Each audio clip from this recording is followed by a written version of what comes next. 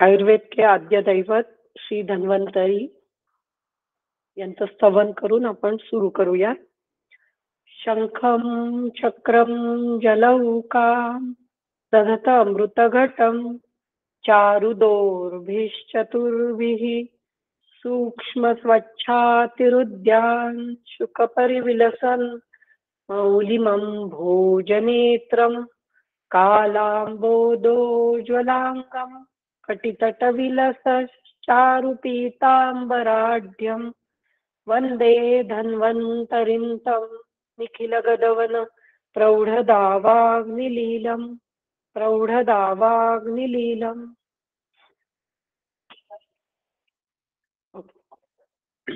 गृहिणी अध्यायात आपण 42व्या श्लोकावर होतो. गृहिणीचे हेतू इथे वर्णन केलेले. आपण सुरुवात करूयात. अभोजनात, अजीर्णात, अतिभोजनात, विषमाशनात, असात्म्य, गुरु, शीत, अतिरुक्ष, संदुष्ट भोजनात, विरेक, वमन, स्नेह, विभ्रमात, व्याधिकर्षणात, देश काल ऋतु वैषम्यात, वेगानांच विधारणात, दुष्यति अग्निः स दुष्टोन्नम न तत्पचति लघ्वपि अपच्यमानं शुक्तत्वं याति अन्नम विषरूपताम. पहिल्या 4 श्लोकामध्ये गृहिणीचे हेतू वर्णन केलेले आणि मग त्याच्यानंतर अग्निदुष्टी या हेतूमुळे होते आणि त्यानंतर अग्निदुष्टी झाल्यामुळे गृहिणी दृष्टी कशी होते त्याची सुद्धा फक्त संप्राप्ती या ठिकाणी सांगितलेली आहे. इथे अजून गृहिणीचा उल्लेख केलेलाच नाही. या ठिकाणी फक्त संप्राप्ती काय घडत जातीये ते इथे सांगण्यात आलेले.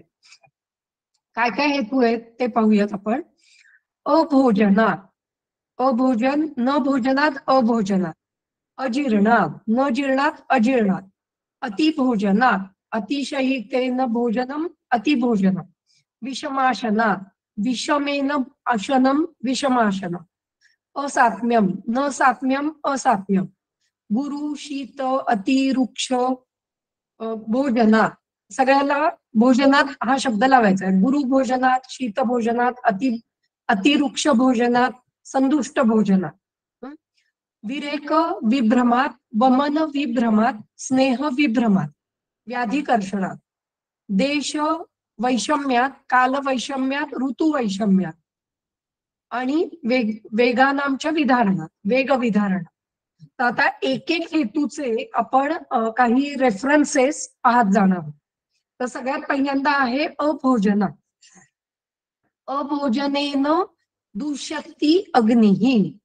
अभोजनात दुष्यति अग्निः अशी संप्राप्ती आहे. तर याचा रेफरन्स आहे याच अध्यायामध्ये श्लोक नंबर 211.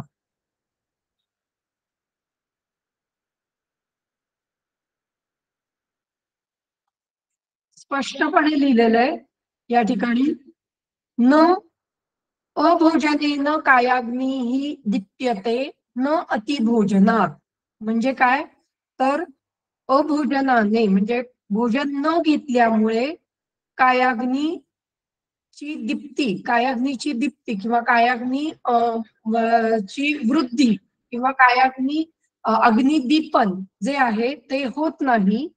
न अभोजनेन कायाग्निः न दीप्यते न अतिभोजनात, अतिभोजनात अपि कायाग्निः न दीप्यते असा याचा अर्थ आहे.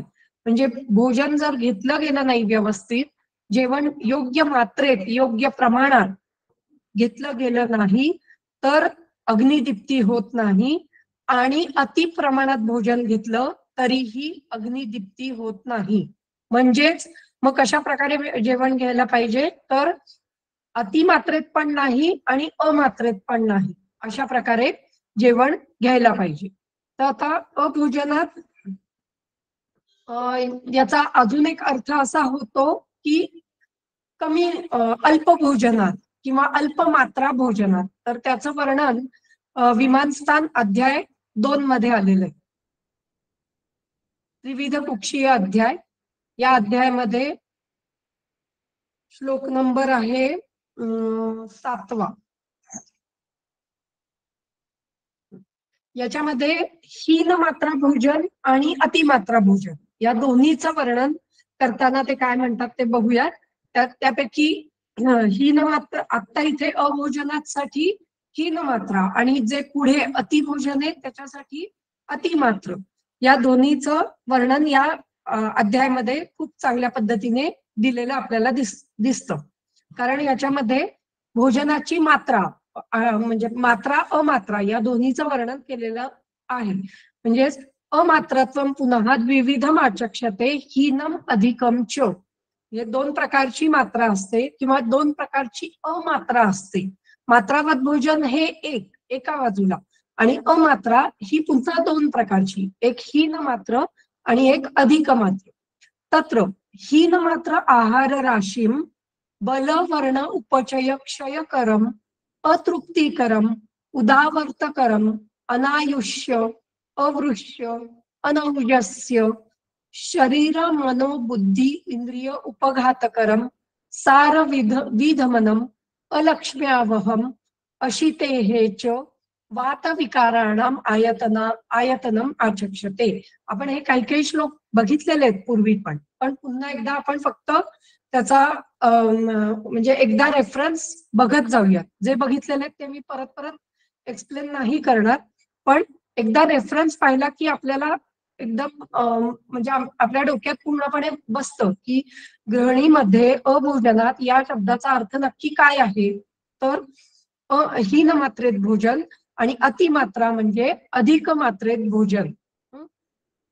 तर अतिमात्रम पुनः सर्व दोष प्रकोपणम इच्छन्ति कुशलाः यो हि मूर्तानाम आहार जातानाम सौहित्यम गत्वा द्रवैहि तृप्तिम आपद्यते. म्हणजे मूर्त आहार जो आहे तो आपण योग्य प्रमाणात घेतलेला आहे.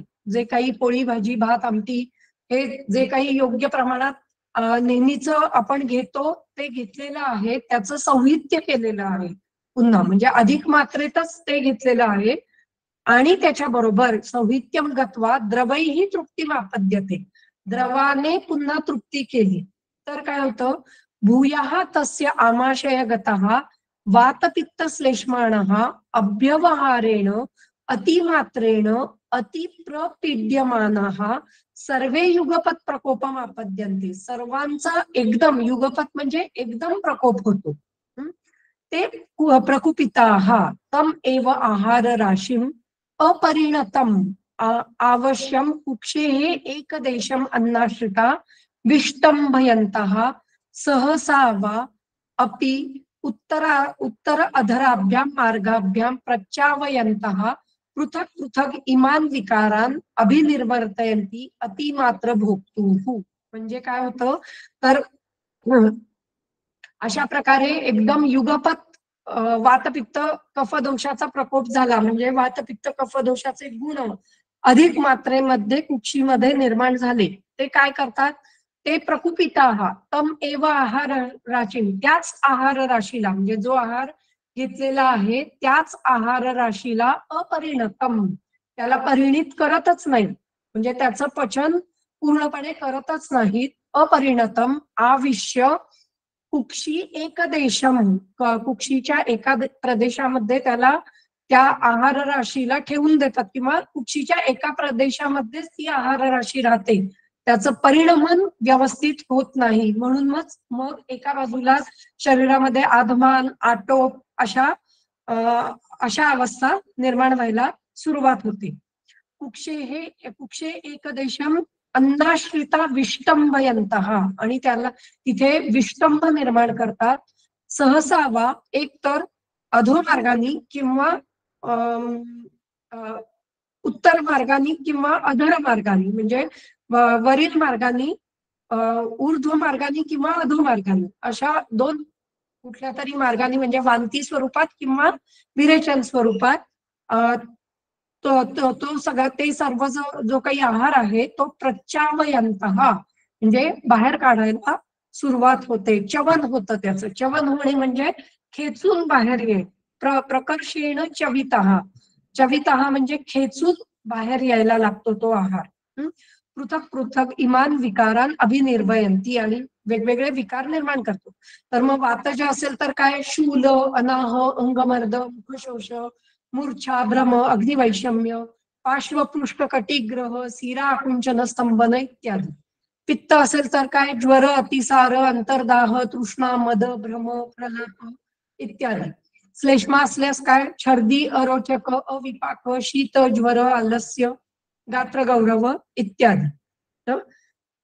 म्हणजेच जेव्हा आपण हीन मात्रेत आहार घेऊ त्यावेळेला बलवर्ण उपचय क्षय करणार आहे, अतृप्तिकर करणार आहे, आणि उदावर्तकर, अनायुष्य, अवृष्य, ओजसाठी निर्मिती न करणं, म्हणजे सगळी क्षयाची लक्षणं आपल्याला या ठिकाणी दिसणार आहेत. आणि अतिमात्रेत घेतल्यावर त्रिदोषांचा अतिमात्रेमध्ये प्रकोप होऊन पुढे इत्यादी सर्व वातपित्त कफाचे व्याधी आपल्या शरीरामध्ये निर्माण होणार आहेत. आणि त्याच्यातच एक व्याधी ग्रहणी हा आहे, हे आपल्याला इथे लक्षात घ्यायचंय. पुढे काय आहे, अजीर्ण. प्रत्येकाने जर श्लोक काढून ठेवला तर जास्त बरं पडेल, म्हणजे परत परत आपल्या श्लोकावर नाही जावं लागणार. अभोजनात झालं, अतिभोजनात झालं. आता अजीर्ण, अजीर्णाचं पण आपण लक्षण पाहिलेलं आहे. विमानस्थान अध्याय 2 अध्याय 1 जीर्णे अश्नियात, या जीर्णे अश्नियात मध्येच अजीर्णाचं वर्णन पण केलेलं आहे. अजीर्ण असताना जर जेवण घेतलं गेलं तर काय होईल.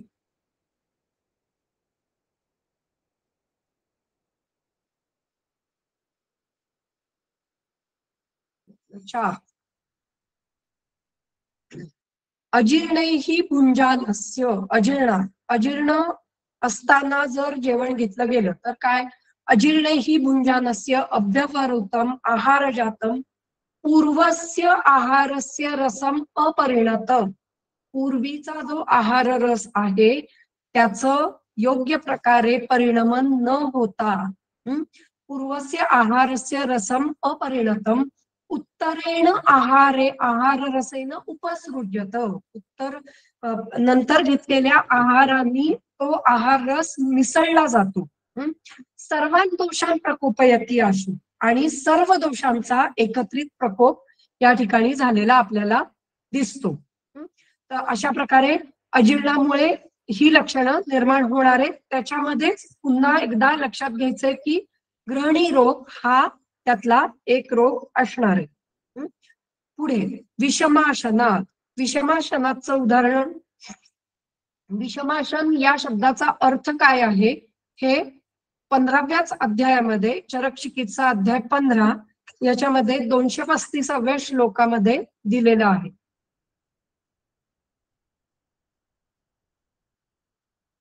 काय दिलेलं आहे, पथ्य अपथ्यम इह एकत्र भुक्तम समशनं मतम. म्हणजे पथ्यकर आहार आणि अपथ्यकर आहार हा एकत्र घेतला, म्हणजे कुठेतरी एकीकडे मूग डाळ किंवा इतर काही आहार घेत आहे, जो पथ्यकर आहे, शरीरासाठी योग्य आहे, असा आहार घेतोय, आणि त्याच्याबरोबर खूप मोठ्या प्रमाणात गोड खातोय, किंवा खूप मैदा डाळींचे मैद्याचे पदार्थ खातोय, किंवा बेसन पिठाचे पदार्थ अतिमात्रेत खाल्ले जात आहेत. अशा प्रकारे जर एकत्र आहार, एकत्र पथ्य अपथ्य एकत्र केलं जात असेल तर त्याला समशन असं म्हणतात. पुढे विषमम, विषमाशन म्हणजे काय, विषमम बहु वा अल्पम वा, म्हणजे एकतर अतिमात्रेत जेवण घेणे किंवा एकदम कमी मात्रेमध्ये जेवण घेणे, वा अपि अप्राप्त अतीत कालयोगो, या सगळ्याला विषमाशन असं म्हणतात. म्हणजे जी मात्रा आपल्या शरीरासाठी योग्य आहे त्याच्यापेक्षा अधिक मात्रेमध्ये जेवण घेणे याला विषमाशन असं म्हणतात. किंवा अल्प, खूपच कमी मात्रेमध्ये जेवण घेणे, म्हणजे अग्नी चांगला असताना सुद्धा खूप कमी मात्रेमध्ये जेवण घेणे यालाही विषमाशन असं म्हणतात. किंवा वा, वा हा शब्द आल्यामुळे विकल्प तंत्रयुक्ती आहे, आणि त्याच्यामुळे त्याचा अर्थ असा होतो की एकतर हे किंवा ते किंवा ते किंवा ते असं, म्हणजे एकतर बहुमात्रेत जेवण घेणे, भोजन करणे, किंवा अल्पमात्रेत भोजन करणे, किंवा अप्राप्त अतीत कालयोः, अप्राप्त कालयोः किंवा अतीत कालयोः भोजनम, म्हणजे भोजनाची वेळ झालेली नसताना भोजन करणे. आता इथे भोजन करणे या शब्दाचा अर्थ फक्त जेवण घेणे असा अर्थ नाही आपल्याला घ्यायचा. या ठिकाणी मध्ये मध्ये जे काही खाल्लं जातं तेही आपल्याला अप्राप्त काळ किंवा अतीत काळ यांच्यामध्येच घेतलं गेलं पाहिजे. का जेवणाचा काळ होऊन गेलाय, मग अशा वेळेला असं वाटतं की नाही, पूर्ण जेवण न घेता काहीतरी अभरसभर थोडस खावं, मग कुठेतरी चिप्स खाल्ले जातात किंवा कुठेतरी केक खाल्ला जातो, किंवा अशा प्रकारे काहीतरी छोटस किंवा छोटस फक्त फळ खाल्लं जातं. तर अशा प्रकारचा आहार घेणं हे सुद्धा योग्य नाही. त्यामुळे एक्सक्यूज मी,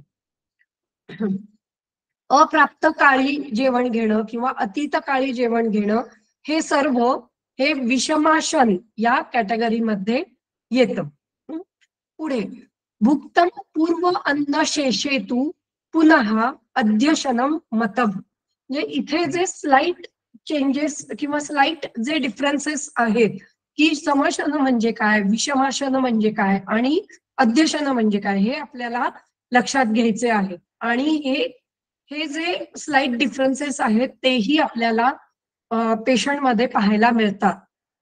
अध्यशन करणाऱ्या लोकांमध्ये अनेक वेळेला अजीर्ण झालेलं असतं आणि त्याच्यानंतर अर्श हा व्याधी निर्माण झालेला आपल्याला पाहायला मिळतो.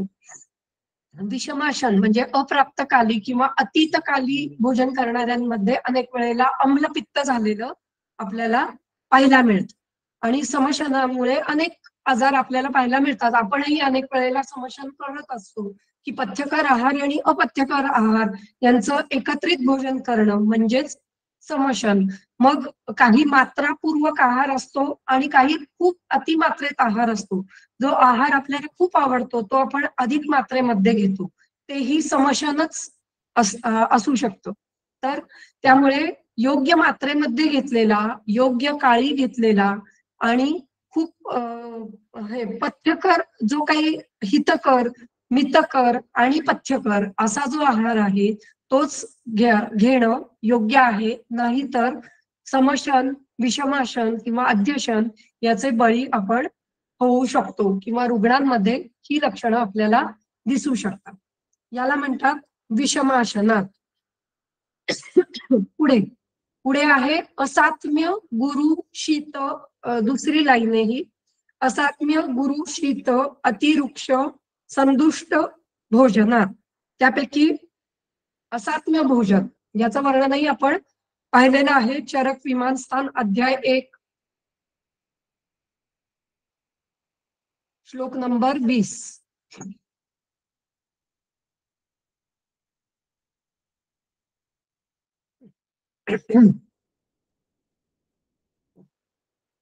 नाही, हे आपण पाहिलं नाही त्यावेळेला. सात्म्य भोजन, सात्म्य म्हणजे काय नक्की?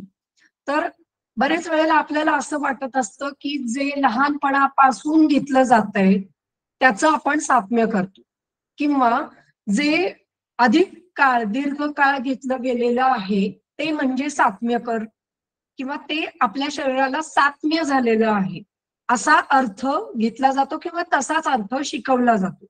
पण सात्म्य या शब्दाचा योग्य अर्थ काय आहे ते आपल्याला या ठिकाणी कळतं.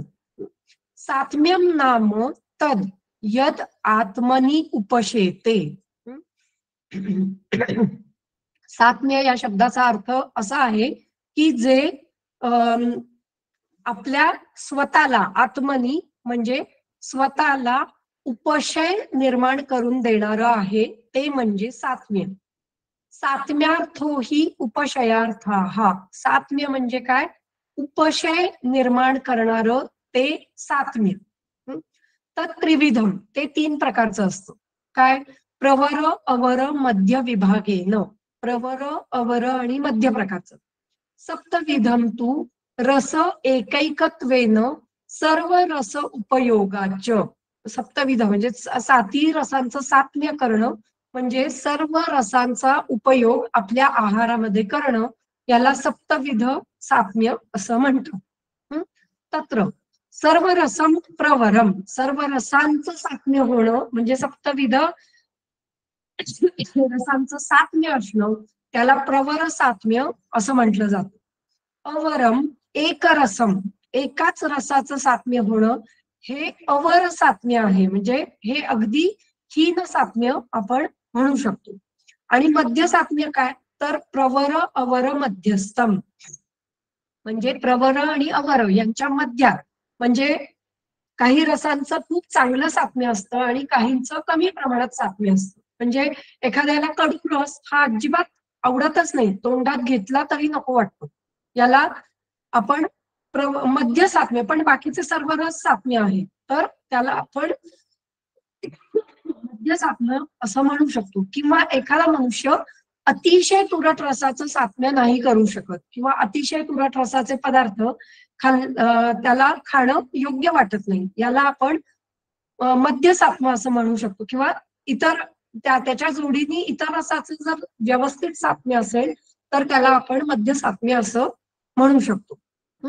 तत्र अवर मध्याभ्याम सात्म्याभ्याम क्रमेण प्रवरम उपपादयेत सात्म्यम, म्हणजेच सर्व रसांचं सात्म्य होणं हेच सगळ्यात महत्वाचं आहे असं मानलं जातं. तत्र अवर मध्याभ्याम सात्म्याभ्याम क्रमेण एव प्रवरम उपपादयेत, म्हणजे त्याचं उपपादन करावं किंवा त्याचं शीलन करावं, त्या सात्म्याचं शीलन करावं, त्या सात्म्याचा वापर आपल्या आहारामध्ये असावा.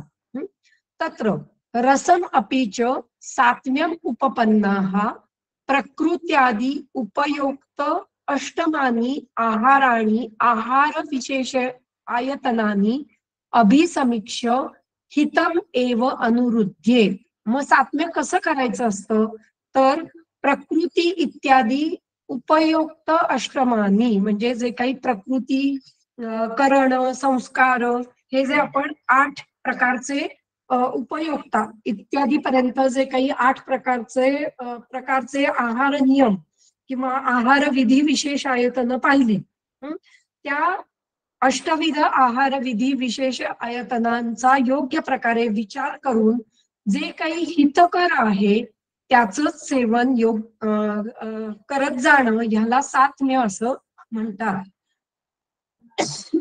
अनेक वेळेला पेशंट असं म्हणतात की नाही, दही तर आम्ही अगदी लहानपणापासून खातो, मग त्याचं आम्हाला सात्म्य व्हायला पाहिजे, किंवा ते तर लहानपणापासून खातोय, मग तुम्ही आत्ताच का ते बंद करायला सांगताय.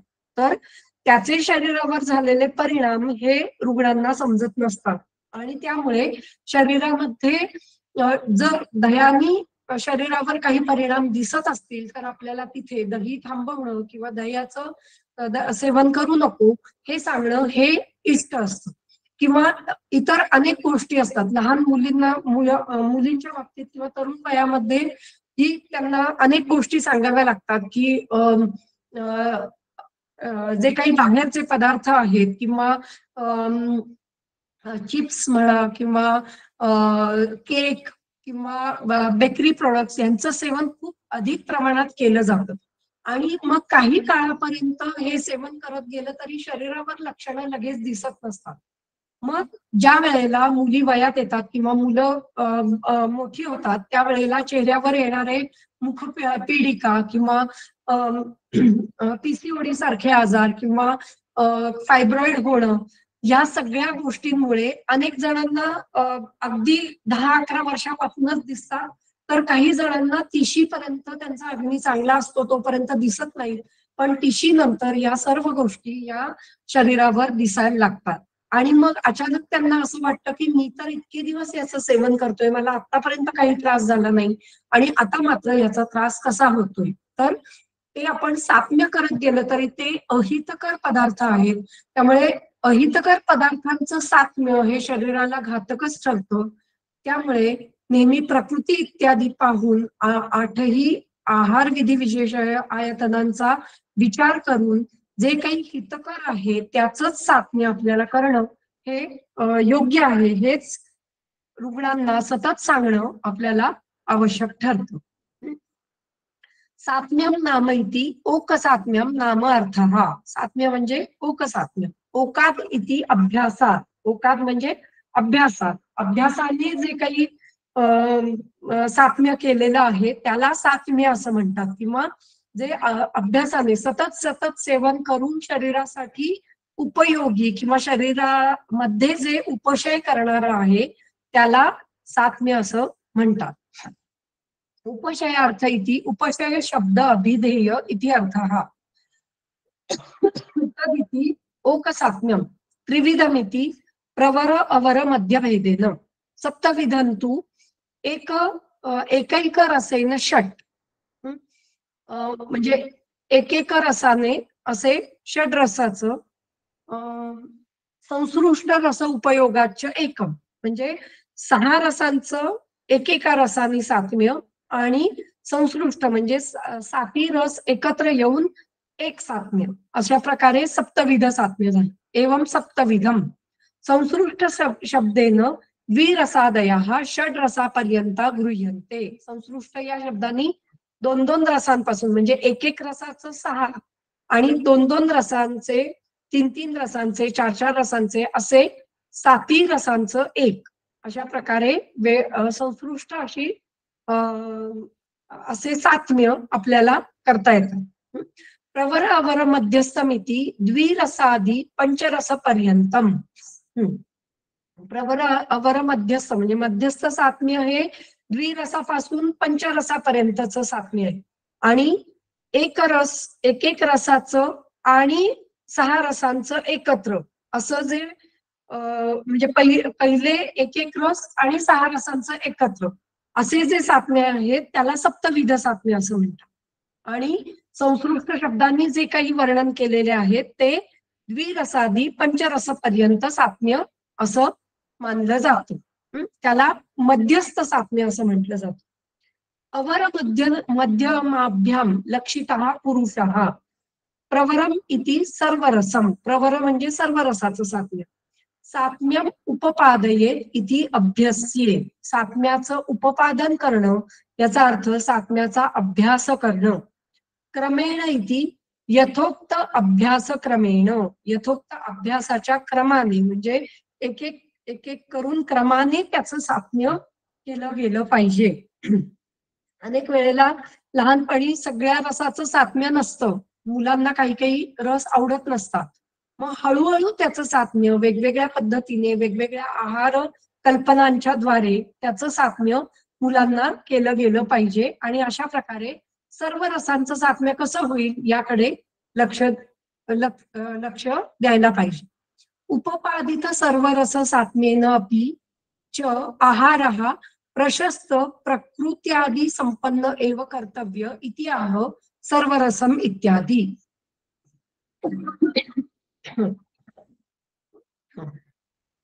उपपादित सर्वरस सात्म्येन अपि म्हणजे एखाद्याला सर्व रसांचं सात्म्य झालेलं आहे. सात्म्यम उपपन्नः म्हणजे सर्व रसांचं सात्म्य झालेल्या मनुष्यामध्ये काय करायचंय? आहारः प्रशस्त प्रकृत्यादी संपन्न म्हणजे प्रकृती इत्यादींनी संपन्न असा आहार घ्यायचा आहे. म्हणून त्यांनी असं दिलंय सर्व रसमपीच सात्म्यम उपपन्नः. सर्व रसाचं सात्म्य झाल्यानंतरही काय करायचंय? प्रकृती इत्यादींनी उपयुक्त असा सर्वाणी आहार विधी विशेष आयतनांनी, सर्व आहार विधी विशेष आयतनांना सम्यक अभिसमीक्ष किंवा योग्य प्रकारे त्याच्यावर विचार करून अभिसमीक्ष अभितः समीक्षः अभिसमीक्षः सम्यक इक्षः समीक्षः योग्य प्रकारे त्याचं परीक्षण करून हितम एव अनुवृत्ते हिताचंच सेवन करावं. अभिसमीक्ष इति हिताहितत्वेन विचार्य म्हणजे हे हितकर आहे का नाही, हे माझ्यासाठी हितकर आहे का नाही, का माझ्यासाठी ते अहितकर आहे असा विचार करून हितम एव पदेन यद एव प्रकृत्यादीनां हितम तद एव अनुवृत्ते. जे प्रकृती इत्यादीसाठी हितकर आहे त्याचंच सेवन करावं. अनुरुद्धेत इति सेवेत इति अर्थ. हा अनुरोधन करावं म्हणजेच त्याचं सेवन करावं असा अर्थ या ठिकाणी होतो. तर अशा प्रकारे असात्म्य म्हणजे काय हे आपल्याला कळलं. म्हणजे सात्म्य म्हणजे काय हे कळलं. त्याच्यातून असात्म्य म्हणजे सात्म्याच्या जे काही विरुद्ध असेल ते सर्व असात्म्य, म्हणजे जे शरीरामध्ये उपशय निर्माण करणार नाही, जे शरीरासाठी हितकर नाही आणि जे एकाच रसाने युक्त आहे, हे सगळं असात्म्य आहे असं आपल्याला येथे गृहीत धरायचं आहे. त्यानंतर पुन्हा याच या विमानस्थानाच्या 8व्या अध्यायामध्ये सात्म्य कशा कशाचं करावं याच्यासाठीचा श्लोक दिलेला 118 नंबरचा श्लोक आहे. सात्म्य तफाश्च इति सात्म्यम नाम तद यद सातत्याने उपसेव्यमानम उपशेते. जे सातत्याने ज्याचं सेवन केलं गेलेलं आहे आणि शरीरामध्ये त्याचा उपशय निर्माण झालेला आहे त्याला सात्म्य असं म्हणावं. तत्र ये घृत क्षीर तैल मांस रस सात्म्या. हा ज्यांना घृत क्षीर तैल मांस यांचं सात्म्य झालेलं आहे. सर्व रस सात्म्या हा च, जे सर्व ज्यांना सर्व रसांचं सात्म्य आहे ते बलवंता हा, ते बलवान असतात. क्लेश सहा हा, ते क्लेश सहन करू शकतात. चिरंजीविनश्च भवन्ति, आणि चिरंजीवी असतात. म्हणजे अनेक वेळेला असं होतं की एक वय झाल्यानंतर आपण क्षीराचं सेवन करत नाही, घृताचं सेवन करत नाही, तैलाचं सेवन करत नाही. फार म्हणजे तैलाचं सेवन कमी करा अशा मागे लागतो. मांसरस काही जण खातात, काही जण नाही खात. पण ज्यांच्या शरीरामध्ये घृत क्षीर आणि तैल यांचं सात्म्य आहे लहानपणापासून, ते शरीर त्यांची शरीर ही बलवान क्लेशसह आणि चिरंजीवी होतात. त्यामुळे लहानपणापासूनच मुलांना या सर्व गोष्टींचं सेवन किंवा सात्म्य होणं हे गरजेचं आहे. वृक्ष सात्म्या हा पुन्हा एक रस सात्म्या हा च ये ते प्रायेण अल्पबलाः अल्पक्लेशसः अल्प आयुषो अल्पसाधनाः च भवन्ति. जे वृक्ष सात्म्य आहे, ज्यांना वृक्ष सात्म्य आहे, जे वृक्ष पदार्थांचं सेवन, कोरड्या पदार्थांचं सेवन अधिक मात्रेमध्ये करतात, किंवा ज्यांच्या शरीरामध्ये एक रसाचंच सात्म्य आहे, म्हणजे काहींना फक्त तिखट रसच आवडतो, काहींना फक्त गोड रसच आवडतो. तर अशा रसांचं ज्यांना सात्म्य आहे ते प्रायेण अल्पबला, हा ते प्रायः अल्पबल असतात किंवा अल्प क्लेशसह असतात. त्यांना क्लेश पटकन सहन होऊ शकत नाही, किंवा ते अल्पायुषी असू शकतात किंवा अल्पसाधन असू शकतात. अल्पसाधना इथे अल्पभेषजा, त्यांना त्यांच्यासाठी वापरली जाणारी औषधं पण अल्प स्वरूपाचीच असावी लागतात. त्यामुळे असं जर सात्म्य असेल तर ते अयोग्य सात्म्य आहे. त्यामुळे सर्व रसांचं सात्म्य होणं हे तितकंच गरजेचं आहे. म्हणजे कडू रसही खाता आलं पाहिजे, कडू रसही शरीराला सहन झाला पाहिजे, तिखट रसही काही प्रमाणात सहन झाला पाहिजे. कषाय आणि लवण रस हे जेवढ्या प्रमाणात शरीरामध्ये गरजेचे आहेत तेवढे शरीरात गेले पाहिजेत. आणि मधुर रस हा नेहमीच शरीरामध्ये घेतला जातो. कटू रसाचं किंवा तिखट रसाचं ही अनेकांना सात्म्य असतं. पण जर त्या एकाच प्रकारचं सात्म्य केलं तर शरीर हे अल्पक्लेशसह अल्पायुषी असं होऊ शकतं. त्यामुळे व्यामिश्र हा सात्म्य हा तू ये ते मध्यबला, हा ज्यांना व्यामिश्र सात्म्य असतं, म्हणजे गोड रसही आवडतो, म्हणजे मधुर रसही आवडतो, कटू रसही आवडतो, तिखटही काही प्रमाणात खाऊ शकतात, असे जे आहेत ते मध्यबल असतात. मध्यबल सात्म्य निमित्ततो भवन्ति. अशा प्रकारे त्यांना मध्यबल सात्म्य असतं. अशा प्रकारे इथे आपण सात्म्य म्हणजे काय हे पाहिलं, आणि ह्याच्या विरुद्ध जे काही आहे या सगळ्याला आपण असात्म्य असं म्हणू शकतो. त्यामुळे आपण आता पुन्हा चिकित्सा स्थानामध्ये जाऊयात. आपण जे गृहिणीले हे पाहत होतो हेतू, ते पुन्हा पाहणार आहोत. आपण पाहिलंय अभोजनात, अतिभोजनात, अजीर्णात आणि विषमाशनात या सर्वांचं वर्णन आपण पाहिलेलं आहे. एकच मिनिट.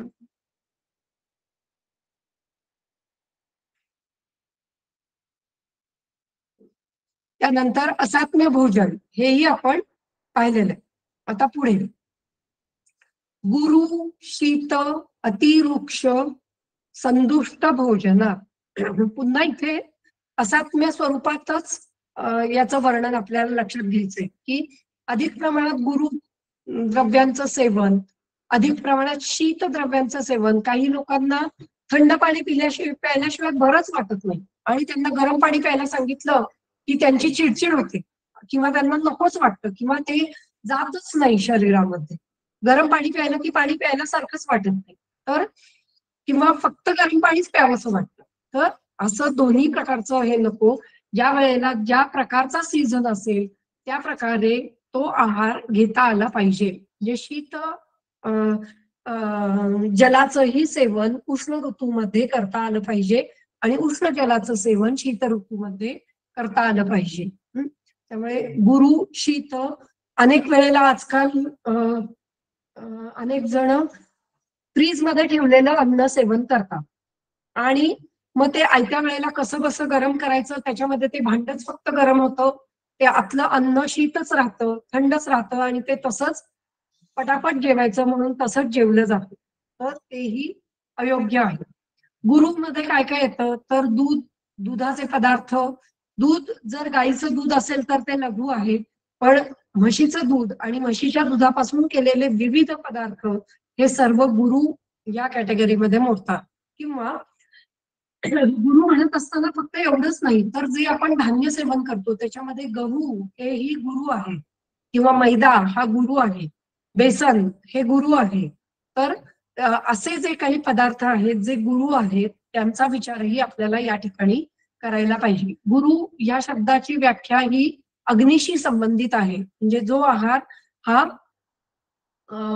उशिरापर्यंत पचतो, शरीरामध्ये उशिरापर्यंत टिकून राहतो आणि उशिराने पचतो, त्याला गुरु अशी संज्ञा दिली जाते. त्यानंतर शीत, शीत आता सांगितलं. अतिवृक्ष, अनेक वेळेला अतिवृक्ष आहार घ्यायची अनेकांना सवय असते. त्याच्यामध्ये आमटी किंवा सार, रस्सम असे पदार्थ त्यांना नको वाटतात. केवळ वृक्ष भोजन घेत राहतात किंवा भाताचं सेवन करत नाही, फक्त पोळीच खाल्ली जाते. तर हेही वृक्ष आहाराकडे नेणारं आहे. संदुष्ट भोजनात म्हणजे कुठेतरी भोजन तयार करत असताना त्याच्यामध्ये काहीतरी पडणं किंवा काही धूर असं पडणं किंवा भोजन उघडं ठेवल्या गेल्यामुळे त्याच्यामध्ये काहीतरी विषारी पदार्थ जाणं, याला संदुष्ट भोजन असं आपण म्हणू शकतो. त्याच्यानंतर काय आहे, हे सगळे भोजनाचे प्रकार झाले. अभोजन, अतिभोजन पासून ते संदुष्ट भोजनापर्यंत. या सगळ्यांनी दूषयती अग्नीही, अग्नी दूषित होतो. पुढे काय आहे, विरेक वमन स्नेह विभ्रमा. वमन, विरेचन किंवा स्नेहन यांचा विभ्रम झाल्यामुळे अग्निदृष्टी होते. त्याचं फक्त एकच उदाहरण मला मिळालं असं, स्नेहविभ्रमामुळे किंवा वमन विरेचनच्या विभ्रमामुळे अग्निदृष्टी झाली असं डायरेक्ट लिहिलेलं कुठेही नाहीये. पण आपल्याला माहितीये की अतिविरेचन किंवा अतिवमन झालं तर अग्नी व्यवस्थित राहत नाही आणि मग त्याला नॉर्मलला येण्यासाठी पुन्हा खूप कष्ट घ्यावे लागतात किंवा लंघन करावं लागतं आणि मगच तो अग्नी हा योग्य स्थितीमध्ये येतो. त्यामुळे विरेक वमन स्नेह विभ्रमात, स्नेह जर अतिमात्रेत घेतला गेला, स्नेहपान अधिक मात्रेत झालं, अगदी शिरोधारा सुद्धा जर अधिक मात्रेमध्ये केली गेली कुठल्याही प्रकारची धारा जर अधिक मात्रेमध्ये केली गेली तरी सुद्धा अग्निदृष्टी होण्याची शक्यता असते. त्यामुळे धारा करत असताना किंवा कुठल्याही प्रकारे स्नेहाचा वापर करताना काही अजीर्णाची लक्षणं किंवा आमाची लक्षणं नाहीत ना, याच्याकडे आपल्याला लक्ष देणं हे गरजेचं असतं. काही वेळेला शिरोधारा करत असताना पोटामध्ये ते दोष येतात आणि अजीर्ण झाल्यासारखं वाटतं. तर अशा वेळेला ते दोष शरीरातून बाहेर जाण्यासाठी आपल्याला प्रयत्न करावे लागतात. मग त्यावेळेला गंधर्वास्यती किंवा गंधर्वाधिपती किंवा अविपत्तिकर यासारख्या औषधांचा वापर त्या ठिकाणी करणं हा गरजेचा असतो. नाहीतर त्या स्नेहनामुळे दोष उदरात येतात, पण ते पुन्हा जर त्यांना ते अधोमार्गाने अनुलोमन त्यांचं व्यवस्थित झालं नाही तर ते पुन्हा शरीरामध्ये दृष्टी निर्माण करू शकतात.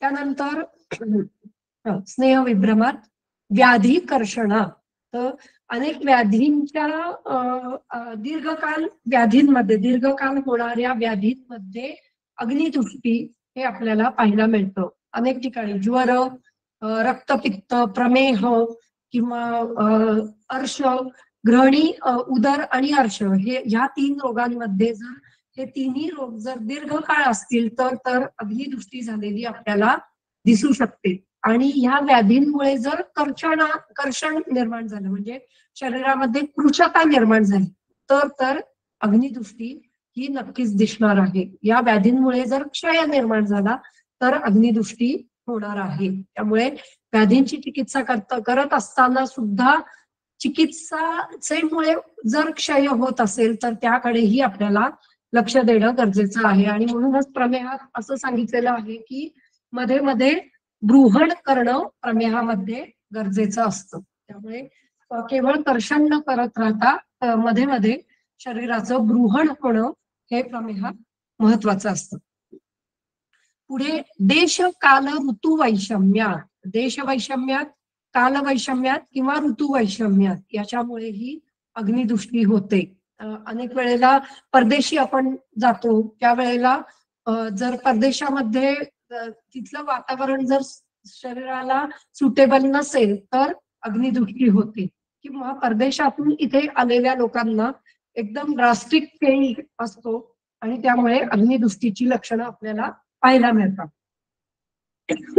कालविभ्रम, कालवैषम्य हेही अनेक वेळेला आपल्या इथे तर खूप वेळेला सध्या पाहायला मिळत आहे की पावसाळा नसताना अकाली पाऊस पडणं किंवा अकाली उन्हाळा येणं, म्हणजे पावसाळ्याच्या ऋतूमध्ये पावसाळ्यामध्ये उन्हाळा असणं, उन्हाळ्यामध्ये पावसाळा असणं, हे सगळे ऋतू वैषम्य झालेलं आपल्याला दिसून येतं.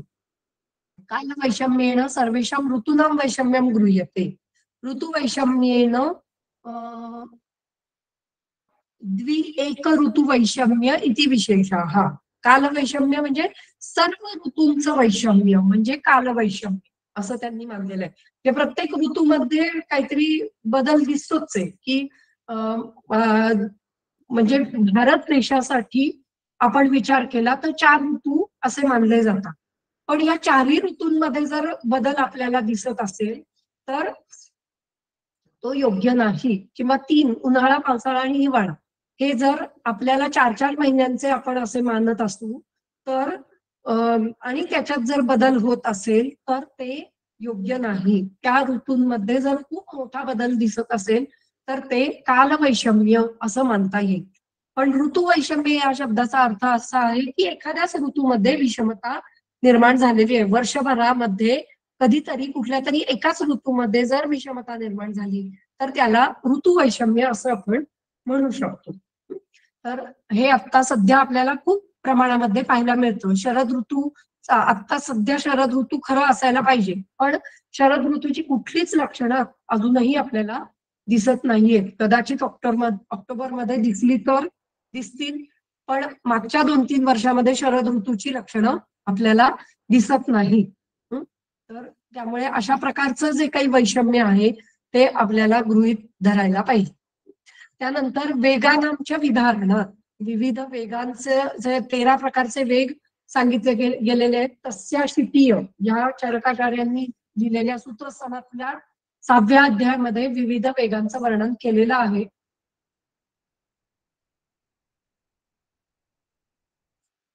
त्या वेगांमध्ये अनेक वेगांमुळे होणारे वैषम्य, त्याच्यामुळे वेगांच्या विधारणामुळे होणारे व्याधी आपल्याला माहिती आहेत आणि त्यामध्ये अग्निदृष्टी ही आपल्याला दिसून येते.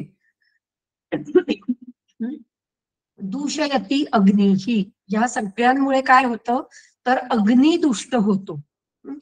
सदुष्टाहा, स अग्निही दुष्टाहा, हा अग्नी दुष्ट झाल्यावर, दुष्टाहा दुष्य असा धातू आहे आणि त्याचं कर्मणी वर्तमान कालवाचक धातू साधित विशेषण आहे. कर्मणी भूतकालवाचक धातू साधित विशेषण, होऊन गेलेली एक क्रिया. त्यामुळे दुष्ट झाल्यानंतर, अग्निदुष्ट झाल्यानंतर कर्मणी भूतकालवाचक धातू साधित विशेषण दुष्ट. सदुष्टाहा अन्नम न तत्पचती लघु अपि, लघु अन्नाचं सुद्धा पचन व्यवस्थित करू शकत नाही. सदुष्टो अन्नम न तत्पचती लघु अपि. मग काय होतं, अपच्यमानम शुक्तत्वम, अपच्यमान राहिलेले हे अन्न, पुन्हा पच हा धातू आहे आणि पचला आनमान हे प्रत्यय लागले, वर्तमान कालवाचक धातू साधित विशेषण. म्हणजे अपच्यमान असं अन्न राहिलं असता काय होतं, शुक्तत्वम याती अन्नम, तेच अन्न शुक्तत्वाला प्राप्त होतं. शुक्तत्व या शब्दाचा अर्थ आहे अम्लता. शुक्तत्व म्हणजे अम्लत्वाला प्राप्त होतं, ते अन्न त्याचं अम्ल स्वरूपामध्ये रूपांतर होतं. शुक्तत्वम याती अन्नम विषरूपताम, आणि ते विष स्वरूपी होतं. विषरूपम इति यथा विषम बहुविकारकारी भवती तथा तद्रूपताम, म्हणजे जसं विष हे बहुविकार निर्माण करणारं असतं, अनेक प्रकारचे विकार निर्माण करतं, तसं हे अन्न ही अनेक प्रकारचे विकार निर्माण करू शकतं. पूर्ण टीका वाचूया. एवं व्यवस्थिते सामान्येन ग्रहणी दोष विकाराणाम हेत्वादीनी अभोजनात इत्यादी. इथे सामान्य ग्रहणी दोष विकाराचे हेतू वर्णन केलेले आहेत. काल शब्देन च संवत्सरात्मक हा काल उच्यते. इथे काल या शब्दाने संवत्सरात्मक कालाचं वर्णन केलेलं आहे. म्हणजे एक वर्षभराच्या, संवत्सर म्हणजे एक वर्ष, तर संवत्सरामध्ये येणारा जो काही काल आहे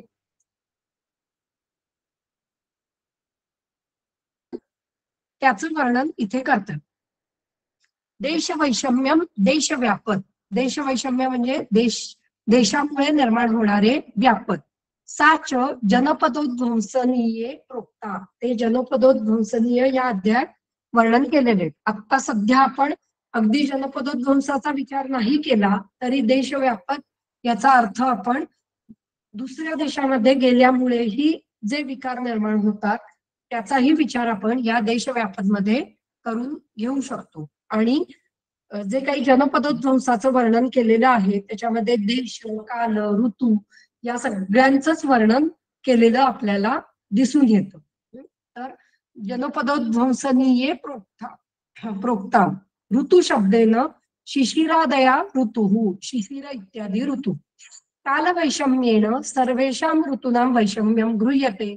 ऋतुवैषम्येन द्वि एक ऋतुवैषम्यं, द्वि च एकं च ऋतुवैषम्यं च, ऋतुवैषम्यं द्वि एक ऋतुवैषम्यं, दोन किंवा एक अशा ऋतूमध्ये विषमता निर्माण होणे. शुक्तत्वमिति अम्लताम्, विषरूपतामिति यथा विषम बहुविकारकारी भवति तथा तद्रूपताम्. अनेन सर्व एव अजीर्ण भेद अविरुद्धाः नेयाः. हे सर्व अजीर्ण उत्पन्न करणारे हेतू आहेत असं आपल्याला लक्षात घ्यायचं आहे. ये तंत्रांतरे आमम विदग्धम विष्टंबम कफ पित्त अनिलैः क्रमात् अजीर्णम जनयेत इच्छन्ति चतुर्थः रसशेषतः इति अनेन उक्ताः।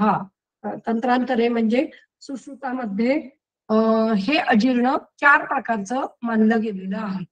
आम, विदग्ध, विष्टब्ध हे कफ, पित्त आणि वात यांनी क्रमाने होणारं आहे. म्हणजे आमाजीर्ण कफानी, विदग्धाजीर्ण पित्तानी आणि विष्टब्धाजीर्ण वातानी होतं.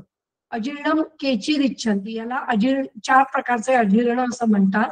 आणि चतुर्थ हा रसशेषतः, चतुर्थ अजीर्ण म्हणजे चौथं अजीर्ण म्हणजे रसशेषाजीर्ण होय. अशा प्रकारे इथे अजीर्णाचं वर्णन केलेलं आहे. एकदा सुश्रुतातून पाहायचं असेल तर इथे आहे. आमम विदग्धम विष्टब्दम अन्नपान विधी या सुश्रुत सूत्रस्थान अध्याय 46 या अध्यायामध्ये याचं वर्णन केलेलं आपल्याला दिसतं. आमम विदग्धम विष्टब्दम कफपित्तानिल स्त्रीभिः अजीर्णम केचिदिच्छन्ति चतुर्थम रसशेषकः तामेव वह्नी व्यापदम. पुन्हा इथे बघा वह्नी व्यापद हा शब्द आलेला आहे. वह्नी व्यापदम विप्रकृष्ट कारण उपजनितम जनिताम अभिधाय सन्निकृष्ट वातादिकृत अजीर्ण लक्षणाम निर्दिशन आह. आता इथं विप्रकृष्ट कारण उपजनितम असं दिलेलं आहे. म्हणजे याचं जे कारण आहे आम अजीर्ण होणं किंवा विदग्ध अजीर्ण किंवा विष्टब्ध अजीर्ण होणं, याचं जी कारण आहेत ती विप्रकृष्ट आहेत, फार दूरची आहेत, फार लांबची आहेत. हे आपल्याला या ठिकाणी लक्षात घ्यायचं आहे. वन्नी व्यापद हे या ठिकाणी खूप दूरवरचे आहेत, म्हणजे खूप आधीपासून केले गेलेले आहे.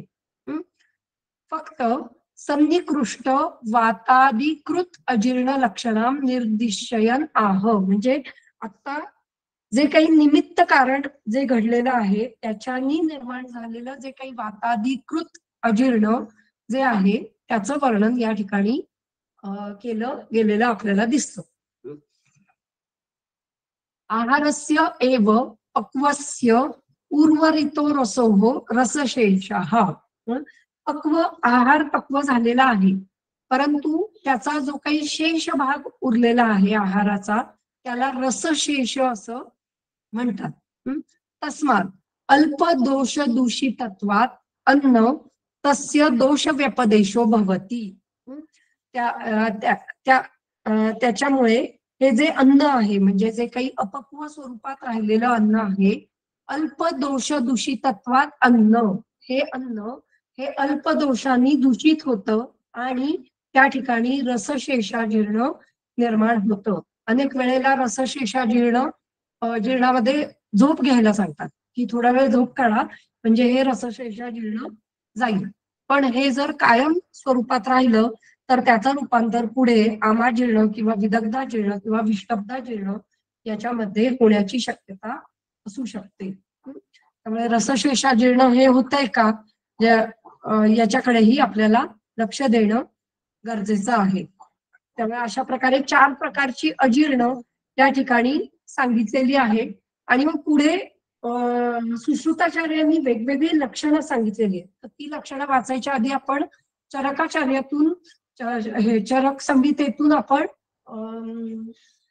जी काही अजीर्णाची लक्षणं आहेत ती पहिल्यांदा वाचून घेऊयात आणि मग नंतर जी काही सुश्रुताचार्यांनी दिलेली अजीर्णाची लक्षणं आहेत आणि वेगवेगळ्या अवस्था दिलेल्या आहेत दोघांनीही, तर त्या आपल्याला पाहणं गरजेचं आहे. त्याच्यामुळे आपल्याला जे काही रुग्ण येतात ते पटकन कसे समजायचे की कशा कुठे विष्टब्धाजीर्ण आहे, कुठे विदग्धाजीर्ण आहे, कुठे आमाजीर्ण आहे, हे आपल्याला त्या ठिकाणी पटकन लक्षात येऊ शकतं. तस्य लिंगम अजीर्णस्य इथपर्यंत समजलंय? कोणाला काही शंका असेल तर विचार. समजलं मॅडम. समजलं. मग पुढे जाऊया. तस्य लिंगम अजीर्णस्य विष्टंभः सदनम तथा शिरसो रूपच मूर्छाच ब्रह्मपृष्ठ कटिग्रहः जृंभा अंगमर्द तृष्णाच ज्वरश्छर्दी प्रवाहणम अरोचको अविपाकश्च घोरम अन्नविषम च तत् संसृज्यमान पित्तेन दाहम तृष्णा मुखामयान जनयति अम्लपित्तम च पित्तजांश्च अपरान गदान यक्ष्म पीनसमेहादीन कफजान कफसंगतम करोति वातसंसृष्टम वातजांश्च गदान बहुन मूत्ररोगाश्च मूत्रस्थम कुक्षिरोगान शकृद्गतम रसादिभीश्च संसृष्टम कुर्याद रोगान रसादिजान. एकही रोग सोडलेला नाही. सगळं वात पित्त कफ यांचे होणारे रोग, मूत्र पुरीश यांचे होणारे रोग आणि रसादिभीही म्हणजे रसादींचे रोग, जे काही धातू आहेत त्यांच्यामध्ये निर्माण होणारे विविध रोग हे अजीर्णामुळे निर्माण होतात असं सांगण्याचा इथे मतलब आपल्याला दिसून येतो. तस्य लिंगम अजीर्णस्य, अजीर्णाची लिंग काय काय आहेत तर विष्टंभ, शरीरामध्ये विष्टंभ निर्माण करणं. विष्टंभ इति विष्टंभो अप्रचलन रूपया अवस्थानम, म्हणजे शरीराचा एखादा भाग हा भागाचं चलन होत नाही. मग ते एकाच भागाचं असेल किंवा संपूर्ण शरीराचं असेल, पुढे चालावंसच वाटत नाही किंवा एखादा अवयव हा स्तब्ध होऊन जातो, त्याची जी योग्य हालचाल आहे ती होऊ शकत नाही. मग हे संधींमध्ये होऊ शकेल, हे अस्थिंमध्ये होऊ शकेल, हे शरीराच्या एखाद्या वेगळ्या उदरामध्ये होऊ शकेल. तर त्यांचं जे काही चलनवलन रोजच्या स्वरूपातलं आहे ते होत नाही. अप्रचलन रूपतया अवस्थानम, एका जागेवर ते अवयव स्थिर राहतात, त्याला म्हणतात विष्टंभ. लिंगम अजीर्णस्य विष्टंभः सदनम तथा. सदन म्हणजे गात्र सदन, एकदम गळून गेल्याप्रमाणे वाटतं, याला म्हणतात सदन. शिरोरुक, शिरोरुजा, मूर्छा, भ्रम, मूर्छा म्हणजे ग्लानी येणं किंवा चक्कर येणं. भ्रम, भ्रम म्हणजे अंधारी येणं. तिमिर, तिमिर दर्शन होतं भ्रमामध्ये. पृष्ठग्रह हा कटिग्रह, पृष्ठ किंवा कटीमध्ये स्तंभ निर्माण होणं. नंतर जृंभा, जांभया येणं सतत. अंगमर्द, अंग दुखणं. तृष्णा, सतत पाणी प्यावंसं वाटणं. ज्वर, ज्वर निर्माण होणं. छर्दी, उलट्या होणं. प्रवाहिका किंवा प्रवाहण, सतत मलप्रवृत्ती होणं किंवा प्रवाहन करावंसं वाटणं. त्यानंतर अरोचक, अरुची निर्माण होणं. अविपाक, योग्य प्रकारे पाक न होणं. घोरम अन्न विषम चतत, याला ही सगळी सामान्य लक्षणं आहेत. आणि यालाच घोरम अन्न विषम चतर, ह्या सगळ्या लक्षणांमुळे शरीरामध्ये अन्नाचं विषामध्ये रूपांतर झालेलं आहे असं मानलं जातं. त्यामुळे त्याला म्हणतात अन्नविष किंवा अन्नामध्ये विषाक्तता निर्माण व्हायला लागते. याला अजीर्णाची सामान्य लक्षणं असं म्हटलं जातं. पुढे वातपित्त कफभेदांनी त्यांनी पुढची लक्षणं दिलेली आहेत, ती सोपी आहे.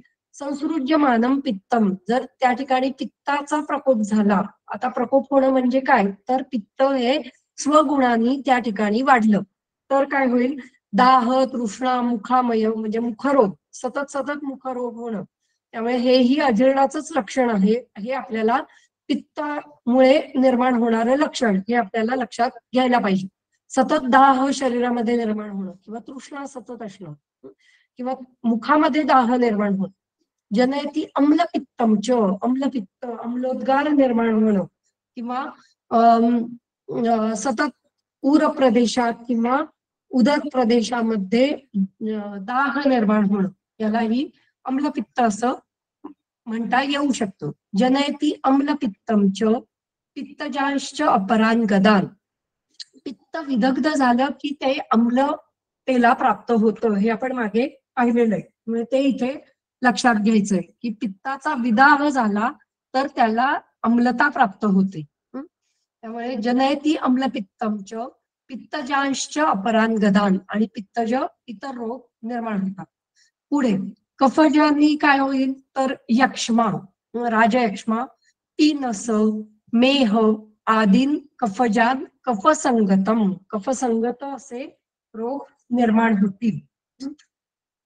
वातामुळे काय होईल, करोती वात संसृष्टम, वाताचा जर संसृष्टता असेल किंवा वाताचा तिथे प्रकोप होत असेल तर काय होईल, वातजांश गदान बहून, विविध वातज रोग निर्माण होऊ शकतात.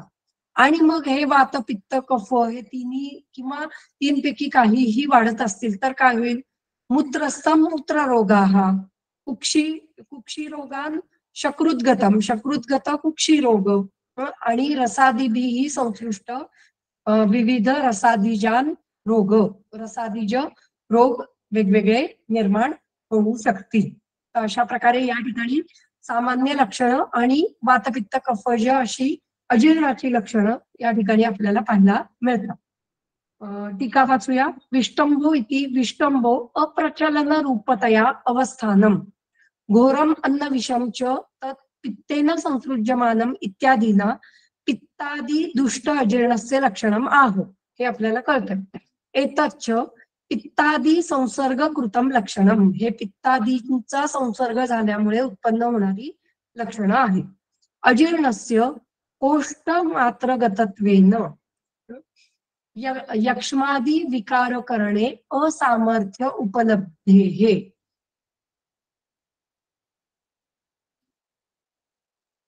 अजीर्णस्य कोष्ठमात्रगतत्वेन यक्ष्मादि विकार करणे असामर्थ्य उपलब्धेः. यक्ष्मा याचा अर्थ हा या ठिकाणी फक्त कोष्ठगत यक्ष्मा इतकाच लक्षात घ्यायचा. केवळ कारण अजीर्ण हे केवळ कोष्ठ मात्र गतत्वेन, फक्त कोष्ठ प्रदेशातच निर्माण होत असल्याने यक्ष्मा इत्यादी जर ते विविध शरीरामध्ये निर्माण होणारे जे काही यक्ष्म्याची लक्षणं आहेत ती आपल्याला या ठिकाणी लक्षात घ्यायची नाहीये. त्यामुळे इथे असं दिलेलं आहे की यक्ष्मादी विकार करणे असामर्थ्य उपलब्ध, हे असं चक्रपाणी दत्तांचं म्हणणं आहे. पण आपण असं लक्षात घेऊ शकतो की यक्ष्माची जी काही संप्राप्ती आहे त्याची सुरुवात या ठिकाणी होण्याची शक्यता असू शकते. त्यानंतर अम्लपित्तम च इति अम्ल गुणोद्रिक्तम पित्तम, अम्ल गुणांनी उद्रिक्त, उद्रिक्त म्हणजे अम्ल गुणांनी युक्त किंवा अम्ल गुणाचं आधिक्य असलेलं पित्त. अस्य तंत्रांतरे लक्षणम आह अविपाक क्लम उत्क्लेद अति उत्क्लेद अतिक्त अम्ल उद्गार गौरवैहि हृत्कंठ दाह अरुचिभिः अम्लपित्तम विनिर्विशेष. या अम्लपित्ताची लक्षणं बहुधा माधव निदानातील असावी, पण पाहायला पाहिजेत. अविपाक क्लम उत्क्लेद, अविपाक पचन व्यवस्थित न होणे, न विपाकः अविपाकः, क्लम शरीरामध्ये क्लमता किंवा ग्लानी किंवा अस्वस्थता एक प्रकारची निर्माण होणे. उत्क्लेद, क्लेद शरीरामध्ये अधिक प्रमाणात निर्माण होणे, जे काही अभिषंद आपण म्हणू शकू किंवा ओलसरपणा शरीरामध्ये अधिक प्रमाणात निर्माण होणे, जी पाचन क्षमता आहे ती पाचन क्षमता नष्ट होणे. उत्क्लेद अतिक्त अम्ल अम्ल उद्गार गौरवैहि, तिक्त नसलेले म्हणजे तिक्त स्वरूपात नसलेले असे अम्ल उद्गार निर्माण होणे. तिक्त उद्गार असावेत असं मला इथे वाटतं. म्हणजे नॉर्मल उद्गार हे तिक्त स्वरूपात असायला हवेत, पण त्याचं रूपांतर होऊन अम्ल उद्गारांचं उद्गार निर्माण व्हायला लागतात असं बहुधा त्यांना म्हणायचं असावं. कारण उत्क्लेद नाही, उत्क्लेद हा पूर्णच शब्द आहे, त्यामुळे उत्क्लेद असाच घ्यायला पाहिजे. आणि तिक्त अम्ल उद्गार गौरवैहि, तिक्त किंवा अम्ल उद्गार या कडू किंवा अम्ल अशा स्वरूपाचे उद्गार निर्माण होणे. तिक्त अम्ल उद्गार गौरवैहि, शरीरामध्ये गुरुता निर्माण होणं, अंगभर्ग निर्माण होणं किंवा हृदकंठ दाह, हृद आणि कंठ प्रदेशामध्ये दाह निर्माण होणं, अरुची निर्माण होणं, ही सगळी अम्लपित्ताची लक्षणं अशी सांगितली जातात. यक्ष्मणः त्रिदोष जत्वे अपि स्रोतो अवरोधे कफ व्यापार प्राधान्यात इह कफजत्वम उक्तम. यक्ष्मा हा बहुतांशी वेळेला कसा होतो तर त्रिदोष जत्वे अपि, त्रिदोषज निर्माण होणारा आहे, पण तिथे स्रोतावरोध हा जास्त प्रमाणात असतो. स्रोतावरोधे कफ व्यापार प्राधान्यात, कफाचा व्यापार त्या ठिकाणी अधिक प्रमाणात असल्यामुळे त्याला कफजत्वम म्हणून त्याचा उच्चार किंवा त्याचा उल्लेख हा कफज अजीर्णामध्ये केलेला आपल्याला दिसून येतो. त्यानंतर काय, किट्ट धातू योगेन रसशेष अन्नस्य गदानाह मूत्र रोगांश. किट्ट धातूंच्या योगाने जे रसशेष अन्न जर राहिलं असेल आणि त्याचा जर किट्टाशी संबंध आला, म्हणजे मूत्र किंवा पुरीशाशी संबंध आला तर मूत्रगत रोगांची निर्मिती होते, आणि पुरीशाशी संबंध आला तर कुक्षी रोगांची निर्मिती होऊ शकते. त्यामुळे त्या ठिकाणी मूत्र रोगाश मूत्रस्तम असं वर्णन केलेलं दिसतं. त्यानंतर रसादी जानित्य अत्र ये रसादिजाः अरुचादयः उक्ताः ते भवन्ति इति नेयम. रसादी जानित्य अरुची इत्यादी म्हणजे रसप्रदोष जे काही व्याधी सांगितलेले आहेत त्यांचं वर्णन आपल्याला या ठिकाणी बघणं गरजेचं आहे. मी फक्त त्यांचा रेफरन्स देणार आहे, कारण त्याचं वर्णन इथे बघणं काही इष्ट नाही, कारण ते सर्व रोग म्हणजे त्याचं कारण जरी अजीर्ण असं असलं तरी सुद्धा ते प्रत्येक वेळेला तेच कारण असेल असं नाही. त्यामुळे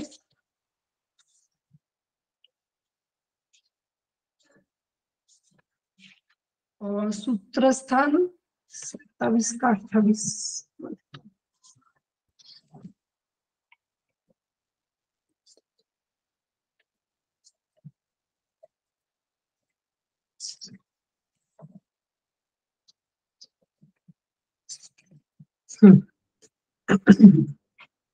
सूत्रस्थान 28 मध्ये रसादीच्या रोगांचं वर्णन केलेलं आहे.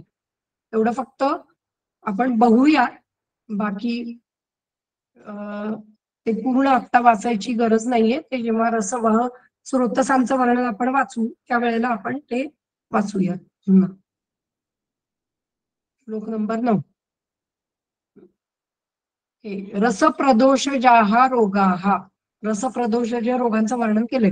अश्रद्धाच, अरुचिश्च, हास्यवैरस्यम, अरसज्ञता, उल्लासो गौरवम तंद्रा, आपण पाठ केलेलं असतं लहानपणी.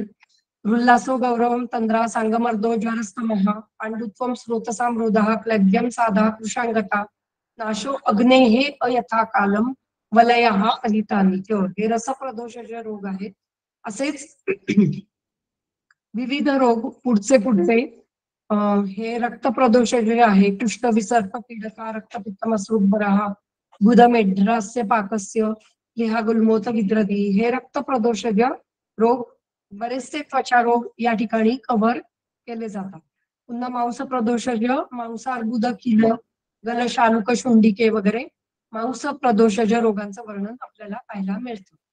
पुढे मेदाश्रयी, प्रमेह इत्यादी रोग. त्यानंतर अध्यस्थी, दंतास्थी इत्यादी दंताशी संबंधित रोग. मज्जेशी संबंधित रोग, रूप परमणाम, भ्रमो, मूर्छा, दर्शनम तमहा इत्यादी हे मज्जेशी संबंधित रोग.